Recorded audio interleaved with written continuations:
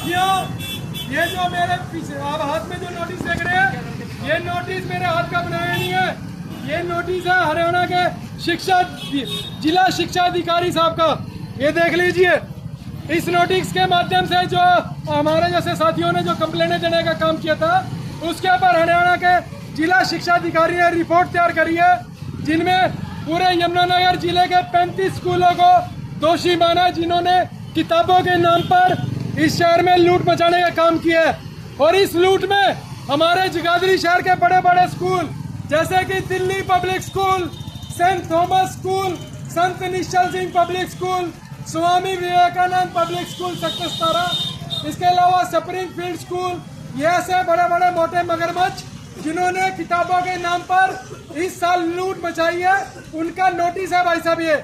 और लेकिन अब कमजोरी देखो हमारे जिले के शिक्षा अधिकारी साहब की, कि इनका कहना है कि कार्रवाई करने की इनके पास पावर नहीं है।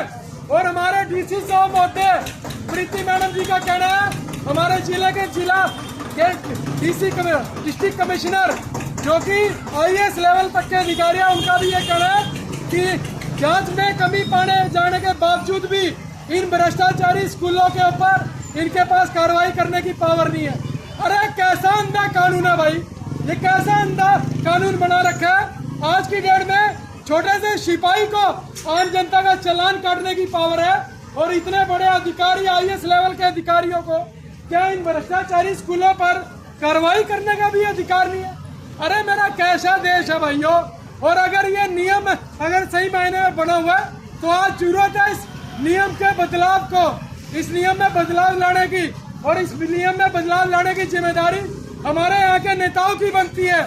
यहाँ के जो सांसद बैठे हैं, इनकी जिम्मेदारी बनती है। क्या ये सांसद सिर्फ दिल्ली में चाय समोसे खाने के लिए जाते हैं? क्या इन्हें आम जनता का हनन दिखाई नहीं देता? क्या इन्हें प्राइवेट स्कूलों की लूट जो इतने सालों से मची आ रही है, क्या इन नेताओं को दिखाई नहीं देती? तो ये सवाल हम पूछते हैं यहाँ के MP साहब से, जो कि वरुण मुलाना जी है।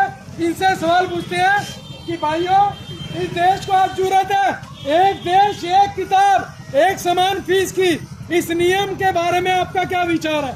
मैं कहना चाहता हूँ जगाधरी के जितने भी कार्यकर्ता हैं, इनके जितने भी इनके अंधभक्त हैं, उनसे हम सवाल पूछते हैं कि भाइयों, अपने नेताओं से जाके पूछो कि भाइयों, तुमने शिक्षा के मुद्दे पे आज तक आवाज क्यों नहीं उठाई?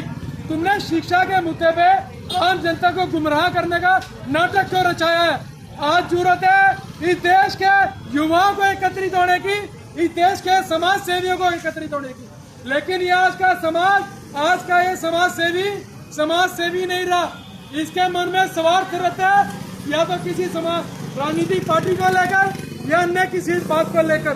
क्योंकि अगर स्वार्थ न होता तो ये शिक्षा के मुद्दे पर अपने मुंह पे चुप्पी साधना बैठे होते। साथियों, क्या ये आवाज के बारे में इन नेताओं को नहीं पता चल रहा? इन भ्रष्ट नेताओं को क्या अभी तक इनके कानों में आवाज नहीं गूंजी कि किताबों के नाम पे पूरे शहर में लूट मची है, मनमानी फीसों के नाम पर जगाधरी में लूट मची है? क्या इनको नहीं पता?